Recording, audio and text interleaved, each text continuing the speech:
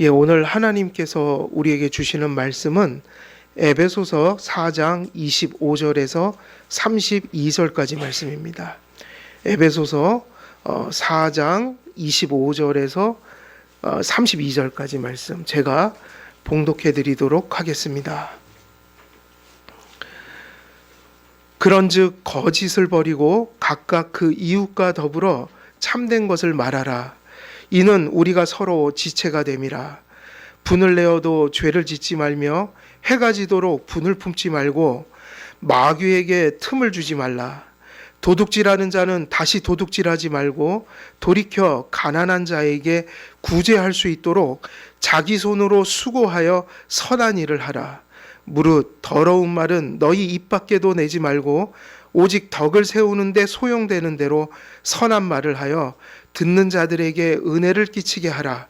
하나님의 성령을 근심하게 하지 말라. 그 안에서 너희가 구원의 날까지 인치심을 받았느니라. 너희는 모든 악독과 노함과 분냄과 떠드는 것과 비방하는 것을 모든 악의와 함께 버리고 서로 친절하게 하며 불쌍히 여기며 서로 용서하기를 하나님이 그리스도 안에서 너희를 용서하심과 같이 하라. 아멘. 오늘 이 본문 말씀 중에 이제 새로운 본문 저희들이 또 시작하는데요. 25절에서 32절 있는 말씀 중에 25절 말씀 또 전하도록 하겠습니다. 우리가 이제 아마 오늘은 이 25절에서 32절에 관련된 말씀들이 이제 나누게 되는데, 이 말씀이 새로운 이제 문단으로 또 새로운 맥락으로 이제 시작이 되는데, 이 말씀의 이해를 위해서 우리가 좀 서론적인 얘기를 오늘은 아마 하다가 마칠 것 같아요. 오늘 이 본문 말씀이 어떤 위치에 있는 것인가, 바울이 지금 이 본문을 어떤 의도로 주었는가. 사도 바울은 24절까지, 우리가 지난 시간까지 설교했던 24절까지 세 사람에 대하여, 그리고 우리가 지난 시간에 뭐를 다룬 거죠? 세 사람에 대하여, 존재라고 그랬어요. 존재가 바뀌어야 한다. 거기서부터 시작이 안 되면 나머지는 얘기할 수가 없다고 그랬죠. 존재가 바뀌어야 된다. 그러면 그게 우리가 거듭나야 되고 회심한 자로서 생명을 받아야 한다. 그리고 새 사람이 되었으니 이제 뭐를 계속 얘기하고 있는 거예요? 계속해서 새 사람의 생활 원리가, 존재가 바뀌었으니까 새 사람의 생활 원리가 발생할 수밖에 없다. 그래서 계속해서 실천적인 얘기를 하고 있는데, 24절까지는 이 새 사람과 새 사람의 생활 원리를 어떤 방식으로 지금 어떤 차원에서 계속 설명을 한 겁니까? 교리적이고 원리적이고 신학적인 면을 계속 설명한 거예요. 그러니까 그냥 실천하는데 이거 하면 되고 안 되고 이 얘기로 들어간 게 아니라, 너희들의 실천이 어디에서 오며 그게 어떻게 가능하고, 그게 여러분이 거듭나고 하나님께 용서받고 그렇게 존재가 바뀌어질 때 그게 어떤 관계성 속에서 이렇게 여러분들 속에서 이런 것이 일어나니까, 여러분들 속에 아직 여죄가 있고 그 죄가 많은 세상에 휩싸여 있어 때로는 옛사람처럼 살고 싶은 욕구와 욕망이 있지만 부패한 본성을 따라 살지 마시고 옛사람의 생활 방식을 따라 살면 안 되고, 성도는 거듭났기 때문에 존재 자체가 새로워졌기 때문에 여러분에게 걸맞는 삶은 하나님의 계명에, 말씀에, 복음에 조화된 삶을 사는 것입니다. 이렇게 신학적이고 원리적인 설명을 해주고 있는 거예요. 그래서 25절부터는 이제 무슨 얘기로 들어가는 거예요? 25절부터 우리가 성경책을 보게 되면 이제부터는 매우 구체적인 얘기로 이야기가 전개됩니다. 그래서 여기서부터는 되게 구체적인 얘기예요. 우리가 이 말씀을 들으면 삶 속에서 우리가 실수를 많이 하는 부분들이고, 우리가 또 날마다 이렇게 살아야지 결단해야 되는 부분들이고, 근데 그 영역들이 신학적, 교리적이고 원리적인 얘기가 아니라, 이론적인 얘기가 아니라 매우 구체적인 신뢰들을 들고 있다. 사도 바울이 이제 분위기를 구체적인 거로 싹 돌려버렸어요. 그래서 이 부분들이 되게 중요합니다. 왜냐하면 매우 바울은 친절하게도 우리가 매우 잘 넘어지는 덕목들, 또 성도들이 애써야 되는 덕목들을 구체적으로 짚어주고 있기 때문에 성경은 정말로 우리에게 세밀하게 가르쳐주고 있어요.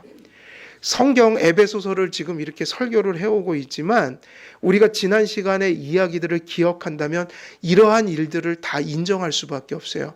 한 가지 주제를 바울이 얼마나 많은 각도로 얼마나 원리적으로 충분히 설명한 연후에 그것을 얼마나 구체적으로 또 그것들을 자세하고 실제적이고 조밀하게 얘기하고 있는지, 상당히 많은 구절들이 서로 엮여서 맥락을 따라서 마치 그 한 가지 타겟을 놓고, 제가 군에 가서 M56 사용할 때니까 저희 부대는 M56 썼거든요. 그리고 기관총 부대도 있고 그런데 저는 화기소대니까 소총만 쏠 수 있어요. 뭐 박격포나 이런 걸 다루었는데, 포하고 M56 이게 이제 제가 다루어야 될 무기인데, M56을 그 자동에다 놓고 그 가끔 실탄을 소모해야 되는 때가 있어요. 실탄을 없애야 된다고요. 그래갖고 그 실탄을 장전해서 자동에다 놓고 쏴봤는데 그 자동을 쏠 기회가 많진 않아요. 부대에서 한 번 딱 그거 실탄 소모하라고 자동에다 놓고 쏘아보라고 그랬는데 와, 어마어마하더라고요. 아, 진짜 타겟 하나 놓고 쏘는데 정말 그 화력이 대단해요. 자동에다 놓고 쏜 게 뭐죠? 완전 그 대상을 그냥 산산조각 내버리는 거예요. 예, 그 화력으로. 집중포화 한다고 그러죠. 집중포화. 포탄 같으면. 집중사격, 집중포화.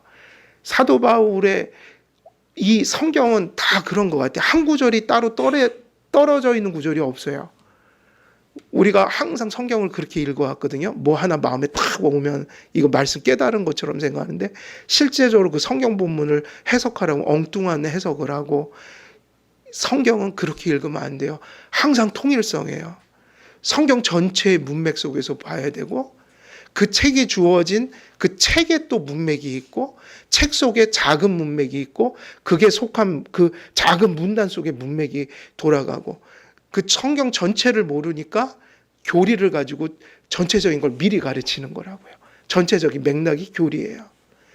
그래서 성경은 시간이 많이 걸립니다. 바르게 깨달으려면. 하나님 말씀은, 구원은, 신앙생활은 그렇게 차곡차곡 채워져 가는 게 진짜 은혜인 거예요. 어떤 한탕주의 한 방이 아니라고요. 하나님 말씀을 보게 되면 이런 맥락이 큰 바다처럼, 큰 조류처럼, 강물의 그 흐름처럼 흘러가고 있다. 그 성경은 감정으로 읽는 게 아니라 뭐로 읽어야 돼요? 정신을 똑바로 차리고 읽어야 합니다. 학생들이 수학 공부할 때보다 더 이성적으로 읽어야 돼요. 기독교 신앙은 합리적이에요. 합리주의는 아닌데 매우 합리적이다. 이거는 개혁주의의 유명한 변증가인 반틸이 가르친 거예요. 기독교 신앙은 합리적이에요.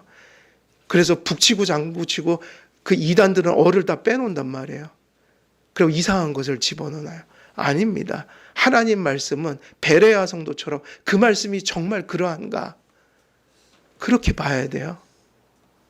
성도님들이 예배 드릴 때도 교제할 때도 인간적인 것으로 교제하면 안 돼요. 교회는 뭐를 가지고 교제해야 돼요? 하나님의 말씀을 가지고 교제해야 합니다. 우리가 우리의 고민과 삶을 나누더라도 그게 말씀으로 서로가 삶을 풀어주기 위해서 삶을 나누는 거지, 세상 사람들처럼 그저 인간적인 어떤 세속적인 목적을 성취하려고 우리의 삶을 나누는 게 아니라고요. 우리가 같이 삶을 나누고 우리의 일들을 나누어야겠죠? 그걸 어떤 걸 중심으로 나누는 거예요? 말씀이요. 그래서 교회에서는 우리가 교리문답학교 할 때 제가 1시간을 강설을 하는 이유가 있어요. 그 모임의 시간에 그저 인간적인 얘기들이 돌아가는 게 아니라 우리의 삶을 내놓되, 우리의 고민을 내놓되, 우리의 삶을 같이 나누되 그것을 무엇이 끌어가기 위한 거예요? 말씀이요. 그래서 우리가 교회에서 나누는 교제는 인간적인 교제가 아니라 말씀의 교제라고 부르는 거예요. 말씀의 교제. 예배도 말씀 중심이어야 되고, 교제도 말씀 중심이어야 되고, 교회를 목양하는 사역도 무엇 중심이어야 돼요? 말씀 중심이어야 합니다. 말씀이 인식이 돼야 말씀을 중심으로 모든 것을 할 수 있어요. 사도 바울은요, 그렇게 성경을 기록했고, 성경의 맥락을 보게 되면 성경은 항상 그렇게 쓰여 있어요.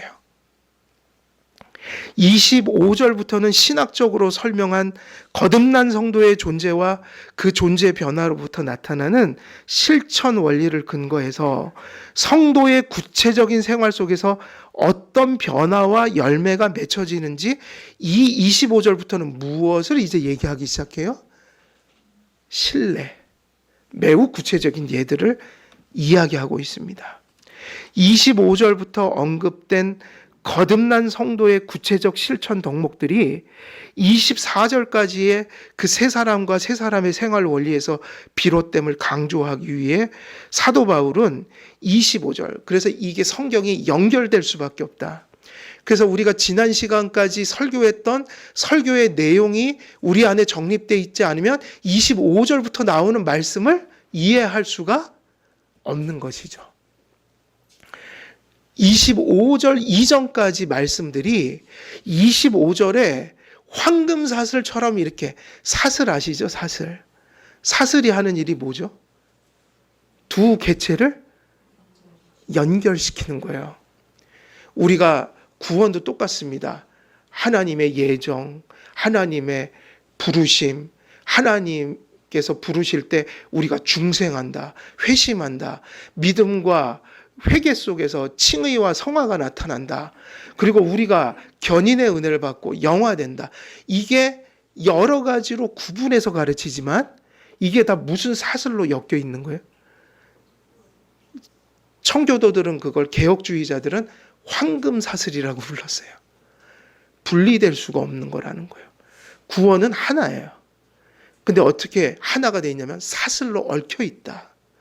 그게 무슨 얘기냐면 24절로부터 우리가 설교가 끝났는데 25절의 말씀이 앞에서 얘기했던 것을 원리로 하여 이제 구체적인 것을 어떻게 한다는 거예요?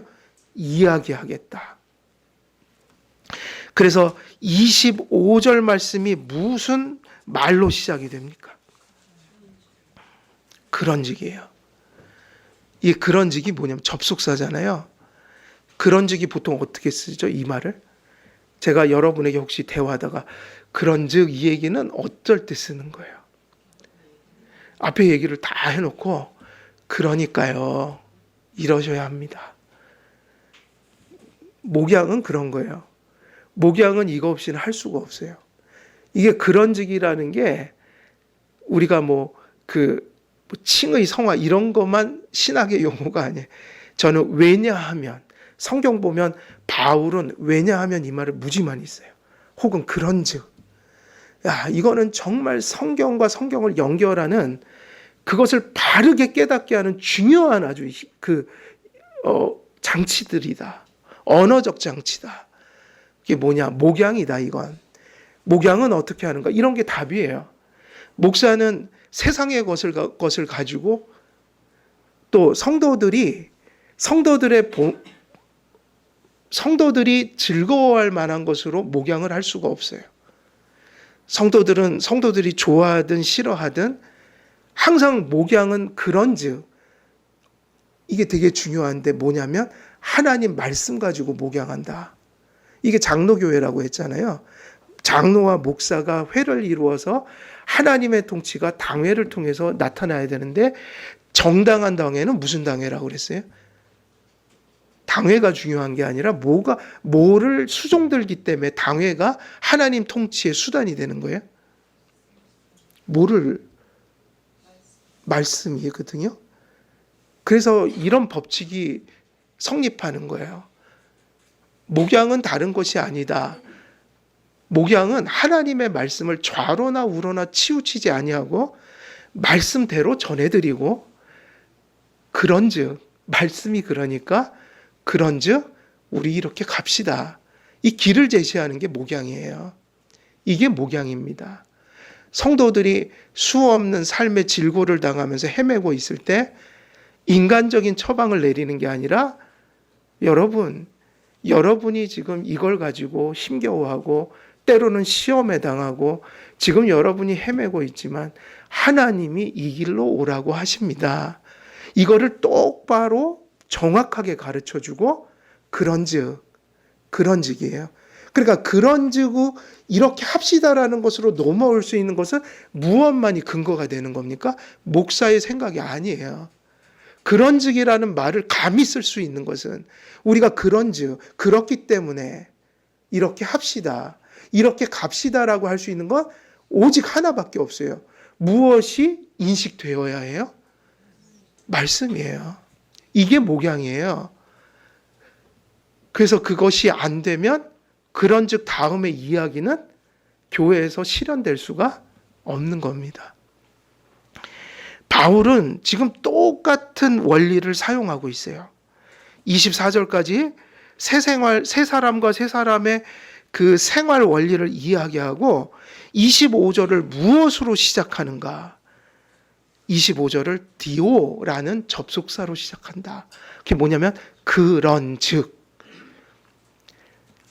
그래서 이제 25절부터는 24절까지 이야기했던 그 교리에 근거하여 이제 구체적인 삶의 지침을 내리기 시작합니다. 바울은 25절에 언급된 그 새 사람 된 성도의 생활 실천과 열매들은 24절에서 언급했던 새 사람과 새 사람의 생활 원리의 결과로서 나타난 것이라는 것을 강조합니다. 하나님의 선택 안에서 그리스도의 말씀을 가지고 부르심을 주시는 성령의 내적 소명을 통해 새 사람이 되어야 새 사람의 생활을 할 수 있다는 성경의 교리요, 이 교훈, 이것을 칼빈이 뭐라고 그랬냐면 이걸 머리가 되는 교훈이라고, 그가 이 구절을 주석하면서 앞에서 얘기했던 내용과 뒤에 구체적으로 또 전개될 지금 많은 분량의 이야기를 이렇게 요약했어요. 지금 24절 이전과 25절 이후에 계속 이야기될 새 사람과 새 사람이 살아가야 된 생활 방식의 원리를 끝내고 구체적인 사례를 들 때 이거를 뭐라고 요약했다고요? 뭐라고 요약했어요? 그래서 더 헤드 오브 독트린 그래갖고 교훈, 그러니까는 머리가 되는 교훈이다. 머리가 되는 교훈. 교리 중에도 뭐가 된다고요? 이게 머리가 된다. 지금 에베소서 말씀은 사실은 교회의 사활을 결정하는 거예요. 저는 이렇게 생각합니다. 장로교회를 정리할 때 정말 에베소서를 많이 봤어요. 에베소서를 지금 제가 수많은 책들 중에도 이 책을 선택해서 지금 설교하는 이유는 에베소서만큼 또 교회론을 우리에게 친절히 충만하게 가르치는 구절이 많지 않다는 거예요. 에베소서는 정말 장로교회가 무엇인지를 이야기하는 중요한 책이기도 해요. 이 에베소서에서 지금 바울이 얘기하고 있는 본문의 요지를 머리가 되는 교훈이라고 얘기하고 있는데, 이 구절들 속에서 얘기하는 이 짧은 핵심, 새 사람이 되라, 이게 돼야 된다. 거듭나야 합니다. 회심해야 합니다. 근데 정말 강조하는 게 뭐죠? 이걸 어떻게 해야 되느냐는 거예요. 어떻게 가능하죠? 길은 하나밖에 없잖아요. 말씀을 들을 때 거듭나니까 우리는, 교회는 말씀을 붙들 수밖에 없고요. 그리고 누가 역사해 주시길 바라야 돼요? 성령. 이거 외에는 구원의 길이 없고 장로교회, 교회론의 시작이 될 수가 없어요. 그러니까 에베소서의 이 머리 되는 교훈이라는 것이 지금 한길교회가 8년 동안 항상 저희들이 얘기하는 말씀과 교리와 장로교 질서를 따라 겸손하게 세워가는 교회 되게 해주옵소서. 기도할 때 8년 동안 뭐 한 거냐면 이거 한 겁니다. 새 사람이 되어야 합니다. 그리고 새 사람이 됐다면 새 사람의 생활 방식을 입으십시오. 다시 요약해드리면 십계명대로 사십시오. 이걸 더 풀어내면 하나님 사랑하고 그 안에서 이웃을 사랑하십시오. 그러한 은혜 속에서 예배를 똑바로 드리고 여러분이 나가서 가정생활, 직장생활, 말씀 붙들고 그곳에서 말씀을 실현하십시오. 그게 요약이에요. 그러니까 한길교회가 8년 동안요. 8년 동안, 9년 동안 지금 뭐를 계속 해온 겁니까? 에베소서 말씀에 이 머리 되는 교훈이에요. 우리가 새 사람 돼서 새 사람이 됐으니 조금이라도 새 사람의 삶의 방식을 실현해 갑시다. 그래서 항상 말씀드렸죠. 우리는 완전할 수 없고 엄밀한 얘기에서 따지면 우리는 아직도 멀었어요. 이해됩니까? 목사로부터 모든 성도들이 절대로 다 된 것이 아닙니다. 그래서 저희 교회 찾아오시는 분들에게 저희는 개혁주의 추구합니다 하지만 반드시 얘기를 해줘요. 저희 교회 개혁주의 아직 초보에 있습니다. 여러분, 이거는 우리가 죽는 순간까지 이면에 있어서 교만해지면 발전이 없어요. 죽을 때까지 우리는 계속 자라가야 합니다. 성도들은, 교회는 스스로 섰다고 하는 순간에 허물어져요. 그게 무슨 얘기인가요? 이건 우리 교회만이 아니에요.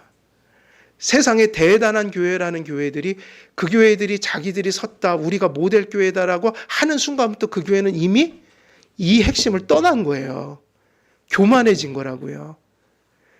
성도가 스스로 나는 경건해요, 나는 착해요, 우리들은 대단합니다라는 생각을 갖는 순간 그 교회는 성화가 안 됩니다. 다 된 사람들이 무슨 은혜를 배고파하고 무슨 은혜를 목말라 하겠습니까? 사실 여러분, 은혜가 채워질수록 성도들은요 더 목말라져요. 실제입니다. 은혜 받고 잘 사는 사람들이 오히려 더 하나님 앞에 제가 너무 못 살아서 죄송합니다, 저희들이 너무 완악해서 하나님 앞에 어떻게 해야지 더 바르게 살 수 있을까, 이거를 물어오고 그 살 길을 구하고, 이것이 무엇이냐면 하나님의 은혜는 우리를 목마르게 만든다고요. 우리는 어느 순간에도 된 순간은 없어요. 죽을 때까지 계속 가야 될 길입니다. 그래서 이거를 기억해야 돼요. 머리 되는 교훈이다. 뭐가 머리 되는 교훈입니까? 내가 거듭나야 되고 회심해야 되고, 적어도 내가 그리스도인이라는 자의식이 있다면 예배하고 생활하는 데 있어서 우리의 부패한 본성을 따라서 만족하고 살아가는 게 아니라 항상 죽을 때까지 내 예배와 생활이 무엇에 근거한 생활이 되도록 애쓰면서 계속 경주의 삶을 살아가는 거예요. 하나님 말씀을 따라 정립해가는 거예요. 그래서 칼빈이 에베소서가 가르치고 있는, 바로 우리가 다루고 있는 이 본문을 뭐라고 얘기했냐면 머리가 되는 교훈이다 그랬어요. 그래서 사실은 장로교회, 개혁주의, 이걸 한마디로 요약하면 새 사람 되어 새 사람의 생활 방식을 따라 살아가는 분들이, 근데 이 에베소서에서는 그걸 개인주의로 얘기하지 않고 있으니까 교회를 이루라고 계속 얘기하고 있다. 새 사람 되고 새 사람 되는 삶의 방식을 정립해 간다는 건 무엇을 결정하는 거냐면 그 어떤 교회가 이루어지는 것을 염두에 두고 가고 있는 거예요. 그래서 결국은 우리가 이 칭의 성화, 이런 것들이 결국 교회를 서게도 하고 넘어지게도 하는 핵심. 그 칼빈의 얘기대로 하면 무슨 교리라고요? 머리가 되는 교리, 이렇게 이야기를 할 수가 있어요. 그래서 더디더라도 괜찮습니다. 5년이 10년이 걸려도 바른 길을 천천히 배우고 가는 게 더 중요한 거예요. 뭐 사람이 어떻게 갑자기 다 깨닫고 또 깨달았다고 그걸 다 살아가나요? 불가능한 일이에요. 저는 칼빈의 그 얘기를 너무 사랑하는데, 전속력으로 질주해서 멸망의 길을 가는 것보다 다리를 쩔뚝쩔뚝 절면서 한 발이라도 바른 정도를 걸어가라. 더디 가도 상관없어요. 천천히 깨우쳐도 됩니다. 지금 다 깨닫고 다 살지 못해도 괜찮아요.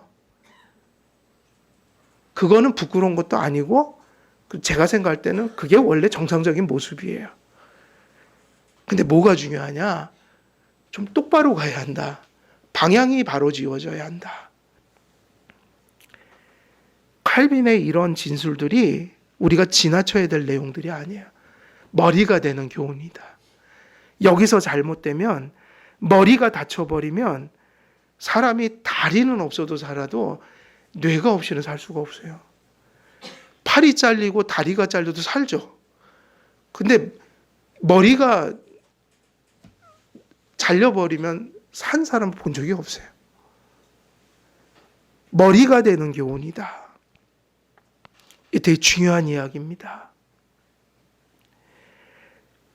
우리가 이러한 의미들을 그런즉이라는 접속사를 통해 25절 이전과 이후가 어떻게 연결되는지를 이렇게 좀 정리를 하고, 그 다음에 우리가 또 정리해야 될 문제가 뭐냐면, 이제부터 실천 덕목들의 아주 구체적인 사례들이 언급된다고 할 텐데, 지금 이제 뒤에서 32절까지만 아니라 그 뒤에는 다 구체적인 예들이에요. 덕목들이에요. 근데 그 이야기들을 우리가 살필 때 이 모든 이야기들 속에서 공통된 특징과 맥락이 흘러가니까 이제부터 실천적인 구체적인 이런저런 덕목들을 얘기하는데, 그것을 얘기할 때 파편적으로 그게 이해되면 안 되고 어떤 큰 맥락 속에서 통일된 모습으로 이해가 되어야 된다. 그러니까 이 실천적인 덕목들을 사도 바울이 이야기할 때 그 모든 구체적인 이야기들 속에서 바울이 가지고 있는 공통점, 그 맥락, 이것이 뭐냐라고 하면 신학자들이, 주석가들이 몇 가지로 이렇게 이걸 정리해 놨어요. 그래서 첫 번째, 이 모든 실천적인 덕목들을 바울이 설명할 때 공통된 그 특징, 맥락, 이게 뭘까? 그러면 지금 뒤에 대부분의 언급들이 몇째 돌판을 다루는 것일까요? 몇째 돌판? 거의 다 둘째 돌판이에요. 첫째 돌판은 별로 안 나오고 거의 다 둘째 돌판입니다. 그래서 성도님들도 가끔 헷갈릴 때가 있다고요. 사람 사랑, 하나님 사랑을 연관짓지 못할 때가 있어요. 첫 계명이 없으면 몇 계명이 없는 거예요? 둘째 돌판이 없는 거예요. 그래서 둘째 돌판은 반드시 이걸 지키는 사람들만이 지킬 수 있는 거예요. 뭐죠? 그렇죠. 그 신앙은 막 이루 말할 수 없이 형편이 없는데 사람들에게는 매우 친절한 사람들이 있다고요. 그래서 가끔 교회에도 그런 모습들이 나타날 때가 있어요. 사람을 배려하고 사랑하고 그런 걸 엄청 강조하는데 실상 하나님을 대하는 모습들은 몹시 타락해 있다. 예배도 함부로 다루고 막 이런 모습들이 있는 거예요. 근데 그런 게 잘못된 거예요. 또 반대도 있죠. 하나님 앞에서 몹시 되게 경건한 척 하는데 사람을 함부로 대하더란 말이에요. 그럼 이 두 개에다가 사실 누구를 사랑하지 않는 거예요. 그렇게 가야 되는 거예요. 둘째 돌판을 얘기한다고 해서 둘째 사람 사랑을 얘기하는 게 아니에요. 사도 바울은 이 전제를 가지고 있어요. 여러분, 엄밀히 말하면 이게 더 정확해요. 항상 여러분, 우선순위를 누구에게 둬야 돼요? 그렇죠. 하나님은 우리가 세상에서 나를 위해서 하는 일, 또 이웃을 위해 하는 일을 할 기회들을 많이 주십니다. 그래요, 안 그래요? 그런데 하나님 앞에 의무를 저버리고 일을 하면 안 돼요. 항상 우선순위를 어디다 두셔야 돼요? 하나님께 두셔야 돼요. 그래서 주일 성수를 바르게 해야 합니다. 하나님 앞에 할 의무를 하고 하나님이 나머지 며칠을 주셨나요? 따지고 보면 누구를 위해서 살 날을 더 많이 주셨어요? 나를 위해서 살 날을 훨씬 많이 주셨어요. 수학적으로 계산해도 거의 6배. 그런데 여러분, 나를 위해서 사는 거는 잘못된 게 아닙니다. 그런데 그 나를 위해서 산다는 것이 죄가 될 때가 있고 아니 될 때가 있는데 언제 죄가 되는 거죠? 우선순위가 없을 때 얘기를 하는 거예요. 하나님을 사랑해서 그분 앞에 바른 관계를 맺고 6일을 나를 위해서 사는 것은 사실은 나를 위해서 사는 게 아니에요. 나를 위한 삶이 주님을 위한 수단이 되게 하는 삶인 거예요, 그건. 근데 우선순위가 다 깨지고 내가 하나님 위에 섰버리면 그때는 정말 이 나를 위해서 살아가는 삶이 좋은 의미로 들리는 게 아니라 뭐가 되는 거죠? 이렇게 되면 지독한 자기 애인 거예요, 이게. 이기심, 자기중심성. 다시 말하면 하나님 외에 다른 것을 두지 말라고 할 때 거기에 누구를 두게 된 거예요? 나요. 그래서 우리가 가끔 오해할 때가 많아요. 기독교는 막 나를 학대하고 뭐 나를 위해서 사는 삶을 아니죠. 누구나 다 자기를 위해서 대부분의 시간을 보내요. 근데 그 자기를 위해서 사는 삶이 하나님이라는 절대 가치를 위한 수단적인 가치가 돼야 된다고요. 그럼 그걸 어떻게 분간하냐? 믿는 자나 안 믿는 자나 다 우리는 자기를 위해서 삽니다. 근데 그게 타락한 모습의 자기애냐 아니면 하나님 안에서 아름다운 모습으로 자기를 사랑하는 모습이냐. 그래서 심지어는 이웃사랑을 어떻게 표현했죠? 자기를 사랑하는 것 같이 누굴 사랑하라고 그랬어요? 이거 되게 중요합니다. 여러분, 그래서 자기 사랑하는 방법을 성경적으로 배워야 돼요. 왜냐하면 둘 중에 하나거든요. 자기를 사랑하지 않을 수는 없는 것이니까. 저도 저를 사랑할까요? 안 할까요? 한단 말이에요. 누구나 다 자기를 사랑해요. 이건 본능입니다. 근데 자기를 사랑하는 그 사랑이 성경적인 의미에서 자기 사랑이 있고 성경적이지 않은 모습의 자기 사랑이 있으니까 우리가 자기를 잘 사랑하는 하나님이 보시기에 아름다운 모습으로 자기 사랑하는 걸 배우지 못하면 타락한 모습의 이기심과 자기애가 발동해서 그 자기애가 타락해버리면 누구를 사랑할 수 없게 되는 거예요? 타인을요. 왜냐? 성경은 그렇게 얘기하니까. 나를 사랑하는 사람이 타인을 사랑할 수 있다. 그 얘기는 남 사랑하기 전에 누구 먼저 사랑하라는 얘기예요? 자기요. 근데 그게 좋은 의미에서 자기를 사랑해야 된다.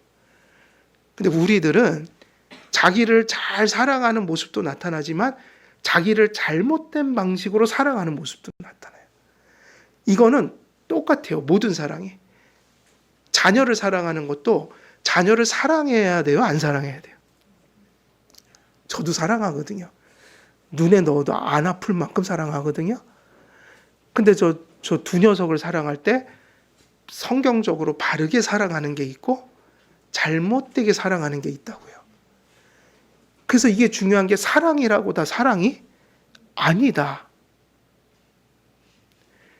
그래서 요즘에 많이 떠도는 말이 공감. 근데 공감은 타인의 경험과 그의 처지와 느낌을 내가 동일시하는 능력이에요. 근데 이 공감이 몹시 왜곡돼 있어서 어떤 사람이 괴로워합니다. 그러면 아유 불쌍해라. 무조건 이렇게 가면 안 돼요.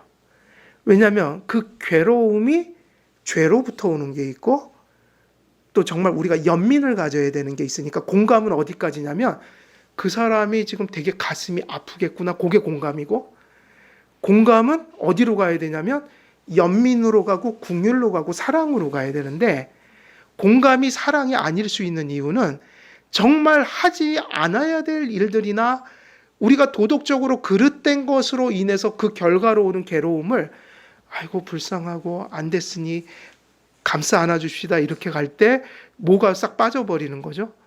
도덕적 가치 판단이 빠져버리니까 공감이 악을 선하게 여겨주는 또 다른 악이 되어버리는 거예요. 그리고 사람들은 공감을 할 때 저마다 편향된 공감을 많이 해서 이것도 우리는 객관적인 이성적 판단을 많이 해야 돼요. 다시 말하면 자기가 공감하고 싶은 사람을 공감하는 거라고요. 이해됩니까? 자기와 친한 사람은 공감이 잘 되지만 나하고 사이가 안 좋은 사람이 객관적인 어려움에 당하면 공감을 못 해줄 수도 있어요. 다시 말하면 공감이라는 거는 매우 주관적이고 자기를 속일 때가 많아요. 그러니까 이렇게 가면 되게 위험해지는 거예요. 그냥 공감을 많이 하는 게 선이다. 아니에요.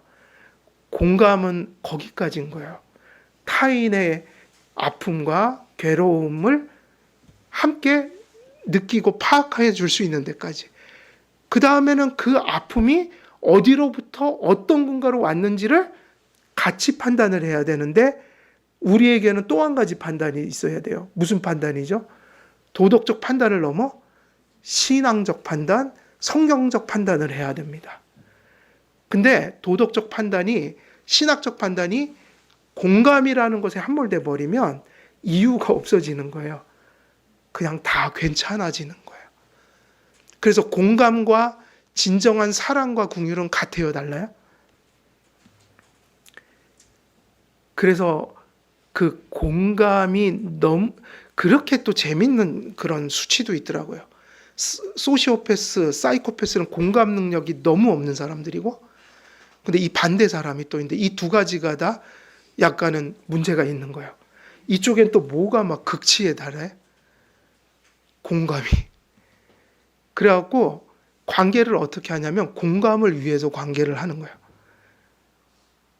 그러니까 다른 사람들에 대한 촉이 너무 발달했고 나는 그 사람에게 간섭해야 되고 공감해줘야 되고 이거를 다른 사람들에게 강요를 하는 거예요.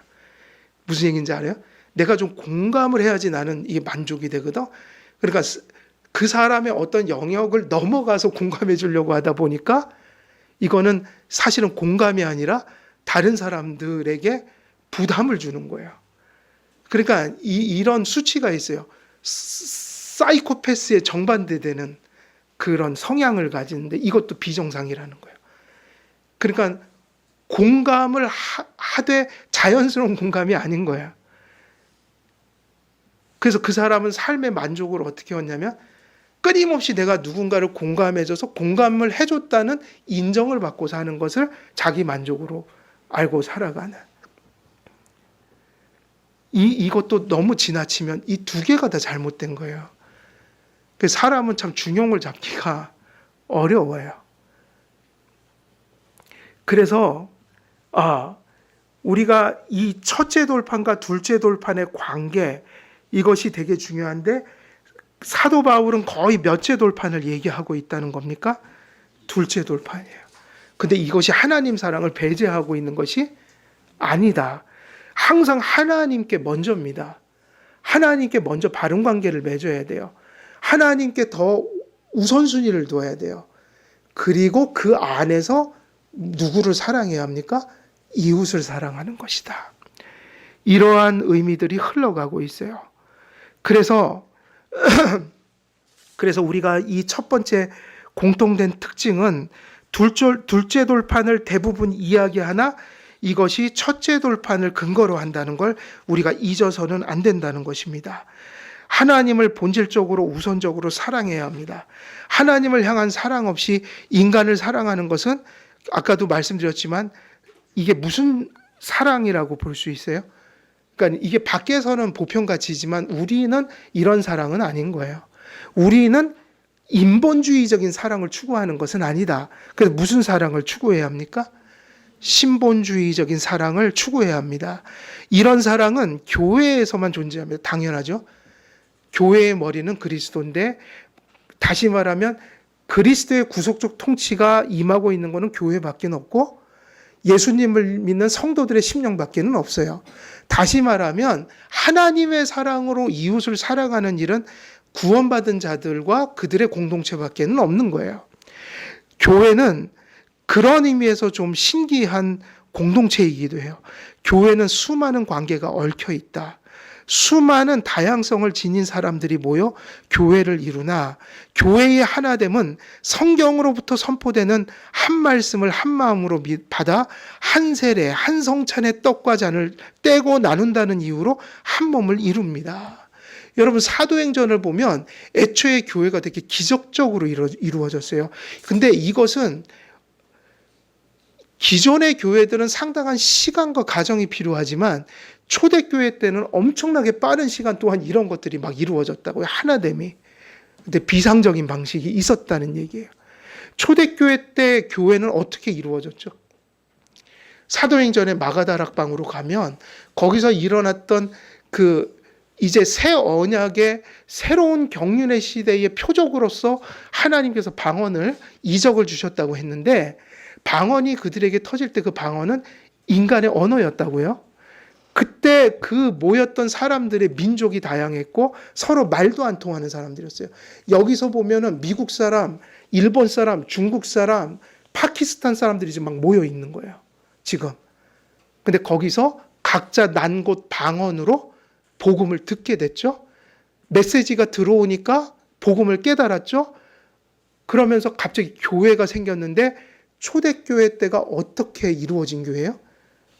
다민족, 다문화, 완전히 상관이 없이 모인 사람들이 복음 하나 때문에 어느 날 어제 그 사건을 인해서 내일 교회가 되어버린 거예요.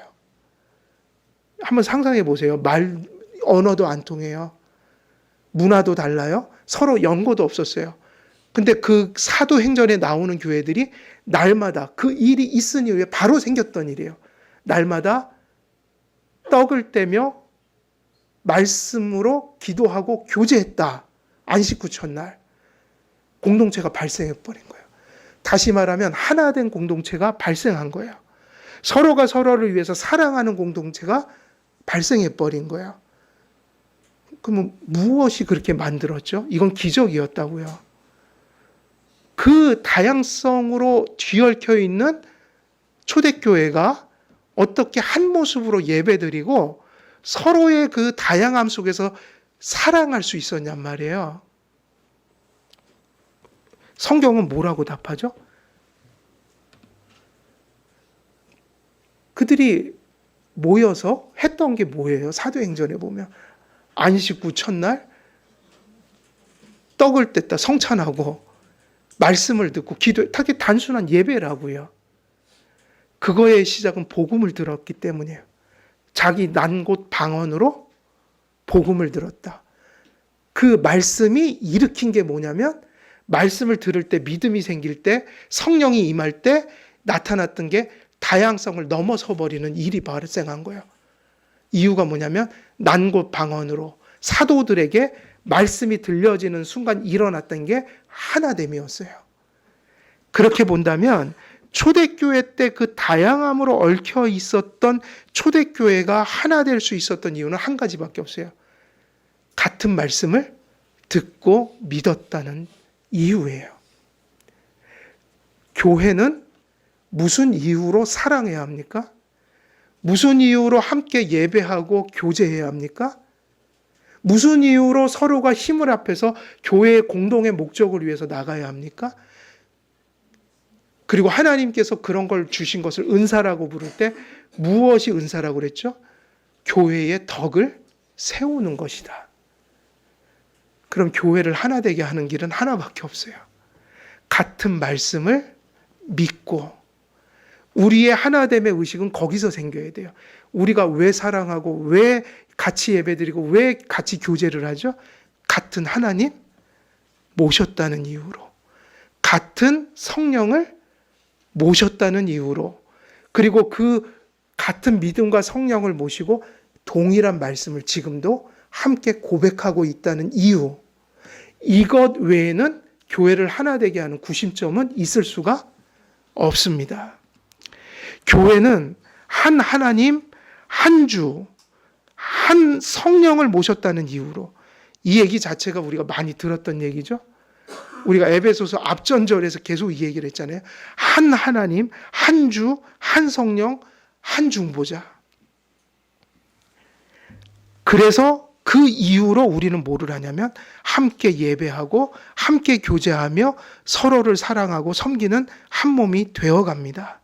따라서 바울이 사람과의 관계를 통해 성도의 실천을 교훈하는 이유는 하나님을 사랑하고 섬기는 신앙이 사람과의 관계로 얽혀있는 현실의 한가운데서 나타나고 실천되어야 함을 강조하고 있다. 이제 시간이 돼서 좀 마무리를 줘야 되겠는데, 지금 제가 계속 말씀드린 이 본문에서 흘러가는 맥락들이 결국은 이제 사도 바울이 어떤 구체적인 이야기로 전환을 했단 말이에요. 이 이야기는 우리에게 어떤 교훈을 던져주고 있는 거냔 말이에요. 사도 바울이 24절로 끝내버리면 이거는 신앙이 뭐가 될 수 있는 거죠? 말씀이 지적 유희가 될 수 있는 거예요. 지적 유희. 그냥 아는 거죠. 알면 우리의 믿음은 충천한 거죠. 근데 그게 아니라 사도 바울은 이제 무엇을 끄집어내고 있어요? 매우 구체적인. 존 스토트는 놀랍다고까지 얘기해요. 갑자기 이렇게 사도 바울은 기가 막히게 원리적인 데서 실제적인 통찰력을 제시하고 있다. 매우 실제적인 얘기를 하고 있다. 그럼 이 얘기는 우리에게 무슨 중대한 교훈을 던져주고 있는가? 지금 24절까지 전해줬던 지금 그 모든 교리와 원리들은, 다시 말하면 그 생명과 생명의 그 생활 방식에 대한 그 원리와 교리는 25절부터는 무엇을 강조하고 있냐면, 그 들었던 모든 교리와 원리가 우리의 사변을 떠도는 것이 돼서는 안 되고 실제로 예배하는 이 현장에서, 그리고 여러분들이 지금 이렇게 다양함 속에 모여있는 이 한길교회라는 성도들의 관계 속에서, 그 관계는 추상적인 게 아니라 어떤 관계요? 실제적인 관계 속에서, 그리고 여러분들이 이제 회사 가고 가정으로 돌아가고 저 사회 속에 들어가서 세상 속에서 들어가서 맞이하는 그 현실 있잖아요. 그 현실에 바로 한가운데서 일어나야 될 열매들이다라고 사도 바울은 외치고 있는 거예요. 우리의 신앙은 사변을 떠도는 것이면 안 되고 이 복잡함이 얽혀있는 어디에 한가운데서 실현해야 된다는 거예요. 그래서 여러분이 힘든 거예요. 그래서 베드로가 예수님께 간언을 그렇게 했잖아요. 주는 살아계신 하나님의 아들이요 그리스도십니다. 예수님께서 내가 이제 곧 죽어야 할 것이다. 사흘 만에 죽은 지 사흘 만에 살아날 거야. 그랬더니 베드로가 예수여 그러지 마옵소서. 죽지 마옵소서. 예수님 뭐라 그랬어요? 사탄아 내 뒤로 물러가라. 네가 하나님의 일을 생각 안 하고 사람의 일을 생각하는구나. 그리고 나왔던 얘기가 뭐냐면, 너희가 나를 좇으려거든 자기를 부인하고 다 날마다 제 십자가 지고 쫓아와야 할 것이다. 우리가 받은 생명이, 우리가 살아가야 될 삶의 부르심이 삶의 현장에서 요구되고 있는 거예요.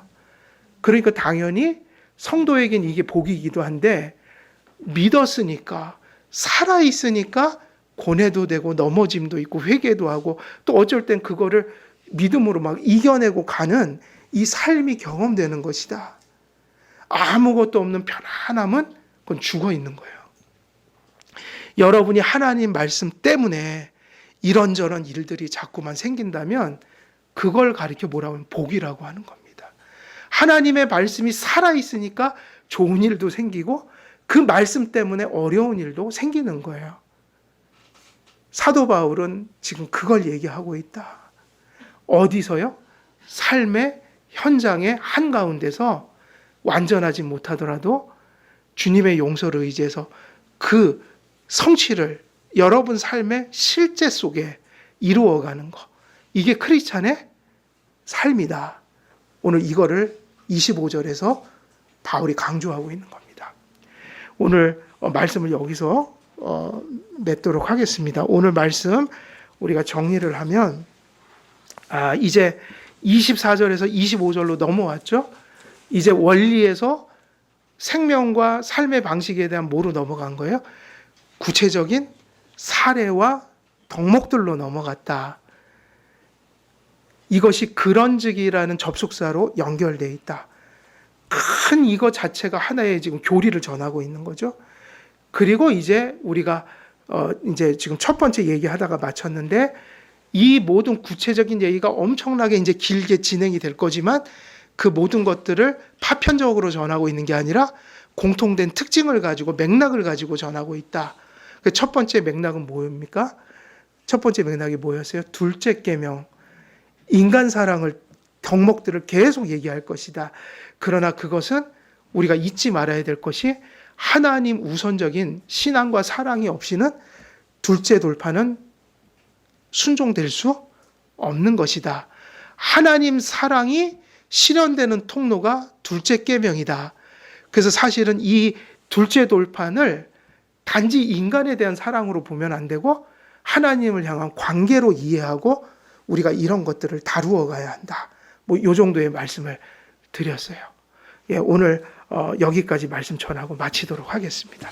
제가 기도하겠습니다. 살아계신 하나님 아버지, 오늘 또 주님께서 주신 본문 안에서 또 주님의 진리와 또 복음들을 전했습니다. 생명과 또 생명에 부합한 삶의 방식, 이제는 원리에서 실천으로 넘어가는 구절들 속에 우리가 말씀을 들을 때마다 그 말씀들이 우리의 현실 삶의 어떤 그러한 실제가 될 수 있도록 성령님 역사해 주시고, 듣고 또 정립하고 깨닫고 결단하는 과정들 속에 이 말씀이 또한 우리의 삶 속에 실제적인 열매가 될 수 있도록 성령께서 저희 연약한 저희들 이끌어 주시고 또 인도해 주옵소서. 감사드리오며 우리 주 예수 그리스도의 이름으로 기도드리옵나이다. 아멘.